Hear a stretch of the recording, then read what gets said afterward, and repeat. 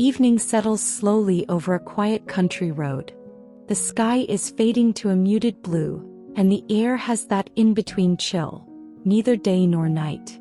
A bare tree stands off to the side, its branches like thin, unmoving fingers. There's a ditch by the road, and in the middle of it all, two men. One is Vladimir. The other is Estragon. Their clothes are worn, shoes scuffed, faces marked by the weather. They carry small troubles in their pockets, the kind that don't go away with a night's sleep. They are waiting for someone named Godot. Who is Godot? No one really knows. What will he bring? Perhaps salvation. Perhaps an answer. Or maybe just a reason to stay exactly where they are. The only thing they believe for certain is that he might come today, and if not, then surely tomorrow. But this is not the kind of waiting you do for a bus or for a package to arrive. This is waiting as a way of living. A way of putting life on pause until something or someone gives you permission to press play again. And that kind of waiting can protect you, but it can also quietly drain you.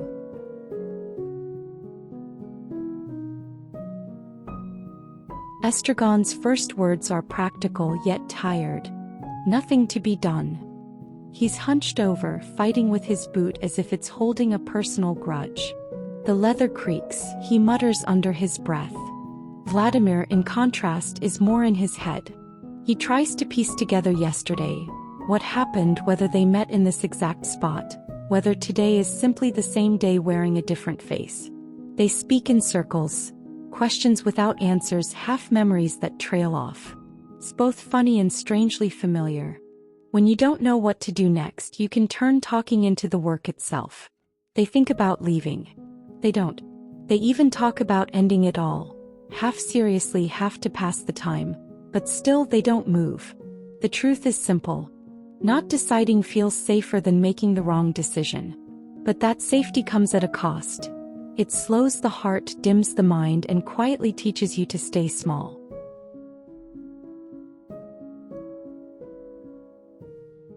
To survive long stretches of waiting, you invent small rituals. Estragons are humble, turning pain into quick jokes, taking naps against the tree, and waging his ongoing battle with his boot. Vladimir's rituals are different. He keeps the rules of hope and memory alive.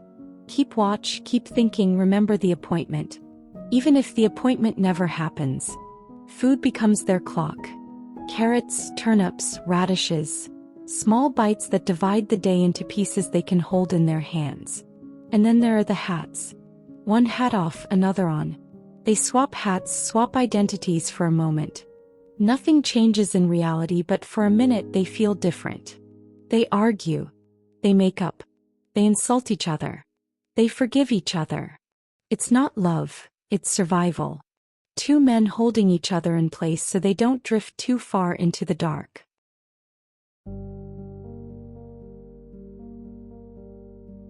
One day the quiet is broken. A man named Pozo arrives holding a rope. On the other end is his servant Lucky. Pozo walks with the confidence of someone performing authority. Grand gestures, booming voice. Lucky staggers under the weight of bags, silent, until Pozo orders him to think. And then it happens. Lucky's thoughts spill out in an unstoppable storm. God, time, people, sports, theology, colliding until all meaning dissolves into noise. It's absurd. It's comic. And it's also a reminder. If thinking never lands, words become weather. Something that passes over you without touching the ground. The rope between them says it all. Pozo is the master because the rope says so. Lucky obeys because the habit is older than the day itself. Vladimir and Estragon watch closely. They see in this pair a possible future for themselves. A relationship bound by need but emptied of freedom. When Pozo and Lucky leave, the road feels wider and colder.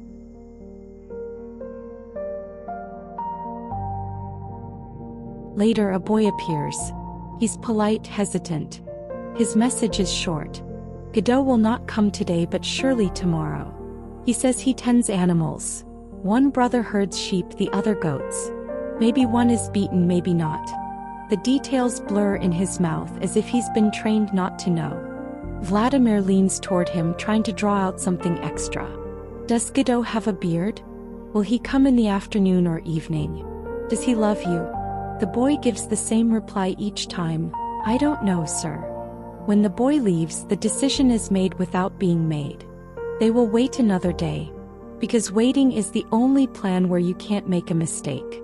And you can't fail at waiting.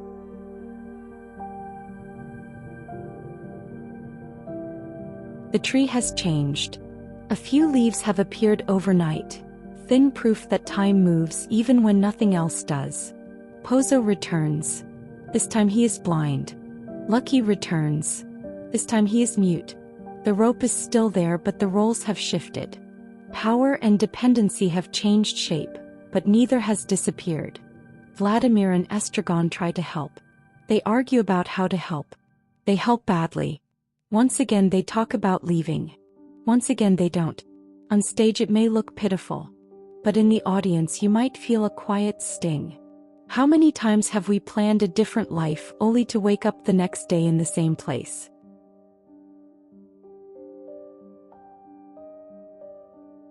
Waiting shields you from the bruise of a bad choice. But it also trains you to stay still. After enough time, you start to believe that change must come from outside, signed with someone else's hand. Your life shrinks to fit between updates. And yet, waiting also creates a fragile intimacy. Vladimir and Estragon shield each other from the night. They take off each other's shoes, return each other's hats. Small acts that, in this empty landscape, feel like entire stories. The play is not an argument against waiting. It's an argument against surrendering your authorship while you wait. The chain is not on their legs. It's in their imagination.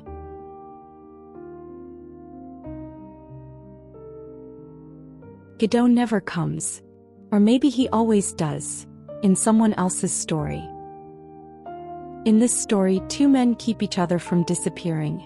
While the light changes and the tree grows new leaves. They don't defeat the absurd. They outlast it.